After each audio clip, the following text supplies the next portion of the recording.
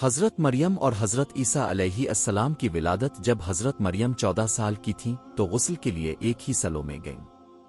وہاں اس نے ایک خوبصورت نوجوان کو دیکھا جو دراصل حضرت جبرائیل تھا۔ مریم ڈر گئی اور کہنے لگی کہ میں تجھ سے رب کی پناہ مانگتی ہوں اگر تو مانگنے والا ہے۔ جبرائیل نے کہا میں تیرے رب کا فرشتہ ہوں تاکہ تجھے ایک پاکیزہ بیٹا عطا کروں۔ مریم نے کہا کہ میرے ہاں بیٹا کیسے ہوگا جبکہ مجھے کسی نے چھوا تک نہیں۔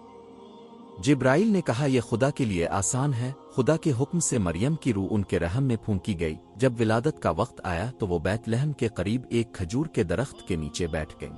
فرشتے نے کہا فکر نہ کرو، تمہارے رب نے تمہارے قدموں کے نیچے آئینہ رکھا ہے اور کھجوریں اگائی ہے، کھاؤ پیو اور خوش رہو۔ مریم عیسیٰ علیہ السلام کو گود میں لیے اپنی قوم کے پاس آئی۔ لوگوں نے اسے تانا دیا لیکن مریم نے خاموشی سے فیصلہ لیا اور بچے کی طرف اشارہ کیا۔ حضرت عیسیٰ علیہ السلام نے فرمایا میں اللہ کا بندہ ہوں، اس نے مجھے کتاب دی ہے اور مجھے نبی بنایا ہے۔ سب حیران رہ گئے اور مریم کی پاکیزگی ظاہر ہوئی۔ اللہ کی فطرت کامل ہے، جو بغیر کسی وجہ کے بھروسہ کرتا ہے وہ کبھی بھی ناراض نہیں ہوتا، وہ زندگی دے سکتا ہے۔